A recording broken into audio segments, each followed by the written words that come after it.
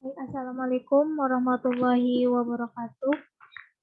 Di sini saya akan mempresentasikan mengenai bangunan ikonik dan bangunan vernakuler yang terdapat di negara empat musim.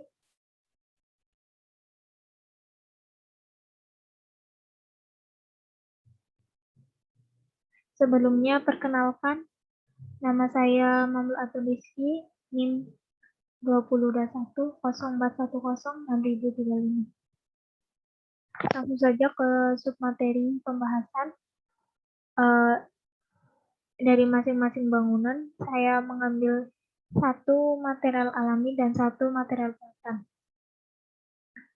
Yang pertama, bangunan ikonik, saya mengambil bangunan Hagia Sophia yang terdapat di Turki. Hagia Sophia adalah monumen keagamaan Kekaisaran Bizantium yang terletak di Istanbul, Turki. Ini dianggap sebagai salah satu pencapaian arsitektur Bizantium karena sebagian besar kubahnya merupakan inovasi signifikan pada saat itu. Bagaimana sih sejarah pembangunan Hagia Sophia?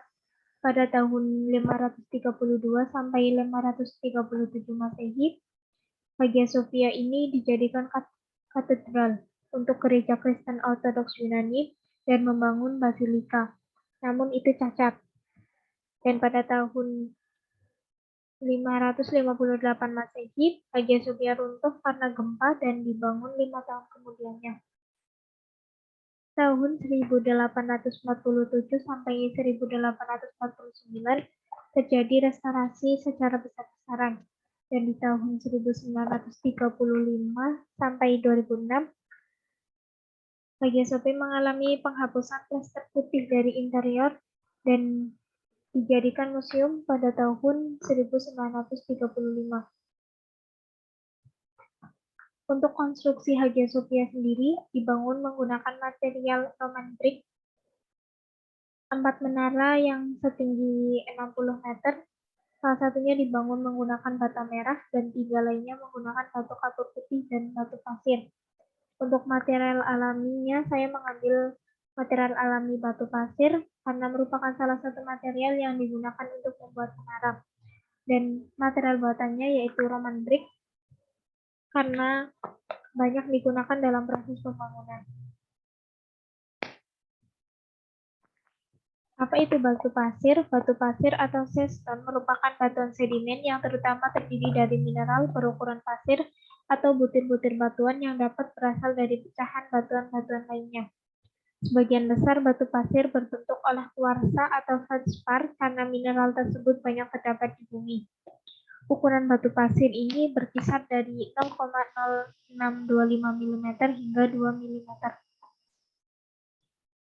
Beberapa jenis-jenis batu pasir banyak sekali yang terdapat di alam, namun saya mengambil 3, yaitu batu pasir kuning, dan batu pasir yang sangat populer, batu pasir merah yang berada di Amerika Serikat, dan batu pasir coklat. Untuk kelebihan batu pasir sendiri yaitu tahan terhadap cuaca dan anti licin, mudah dibentuk meski dengan menggunakan teknologi dan alat sederhana pun, memiliki sifat yang kuat, bahkan dapat digunakan sebagai material pembuatan jalan. Nah, kelemahannya yaitu lebih rentan terhadap pengeroposan dan kepadatan yang sangat beragam. Selanjutnya, material buatan Roman brick atau batu bata Romawi. Mungkin kita asing dengan kata Roman brick. Roman brick dapat merujuk pada jenis batu bata yang digunakan dalam arsitektur Romawi ke tanah yang mereka taklukkan atau ke tipe modern yang terinspirasi oleh prototipe kuno. Untuk sejarahnya sendiri, bangsa Romawi dahulu kala hanya mengembangkan batu bata tanah liat yang dibakar di bawah kekaisaran. Yang pembuatan awalnya itu menggunakan teknik yang dikembangkan oleh orang Yunani, yaitu dengan membakar lebih lama. Untuk proses pengeringannya dilakukan di dalam kling agar batu bata tidak retak saat dikeringkan.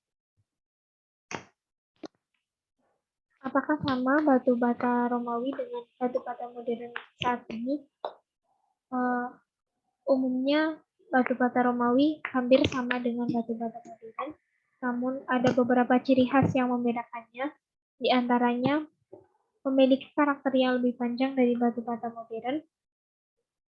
Batu bata ini dengan ukuran terbesar yang pernah ditemukan, yaitu lebih dari 3 kaki panjangnya, kemudian memiliki dimensi yang lebih datar dari batu bata modern standar.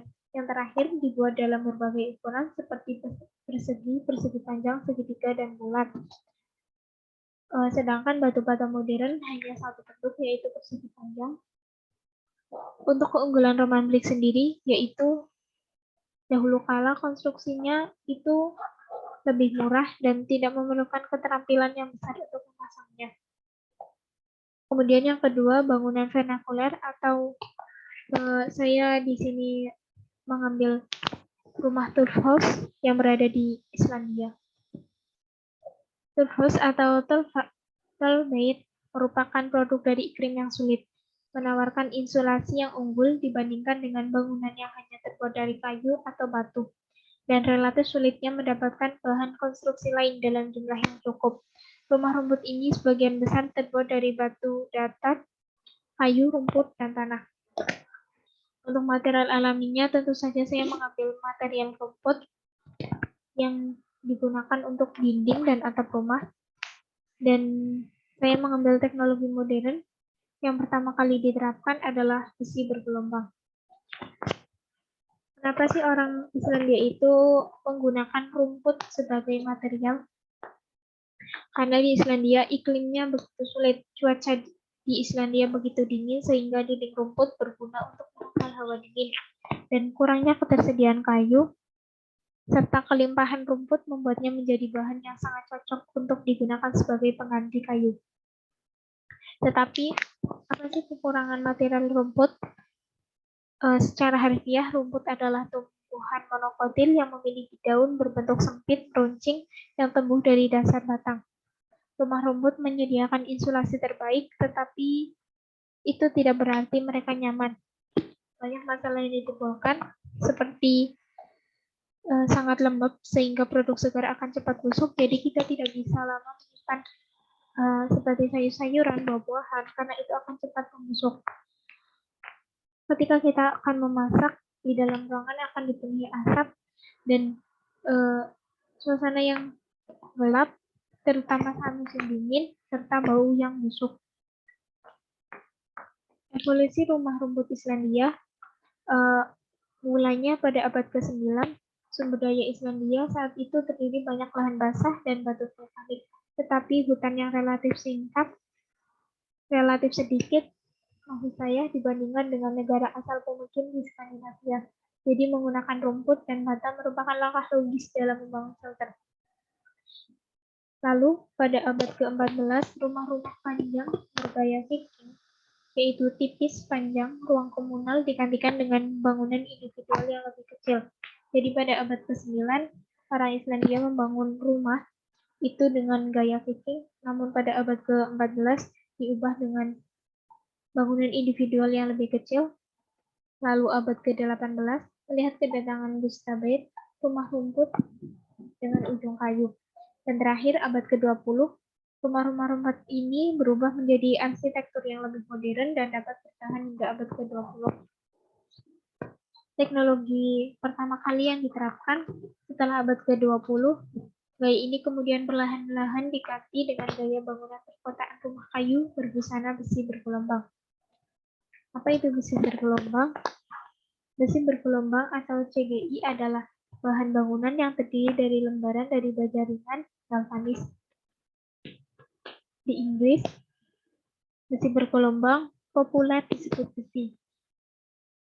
Namun bahan yang digunakan sebenarnya adalah baja, yang merupakan paduan besi dengan karbon untuk kekuatan, umumnya 0,3% karbon, dan hanya lembaran antik yang masih ada yang benar-benar terbuat dari 100% besi. Untuk kelemahan besi bergelombang sendiri yaitu ringan dan mudah dibawa, estetis dan lebih murah, awet dari cuaca dan rayap. Kemudian untuk kelemahannya yaitu mudah panas, warna bisa pudar, mudah rusak atau sobek sehingga diperlukan seseorang yang ahli dalam bidang tersebut. Sekian presentasi dari saya, kurang lebihnya mohon maaf. Saya akhiri. Wassalamualaikum warahmatullahi wabarakatuh.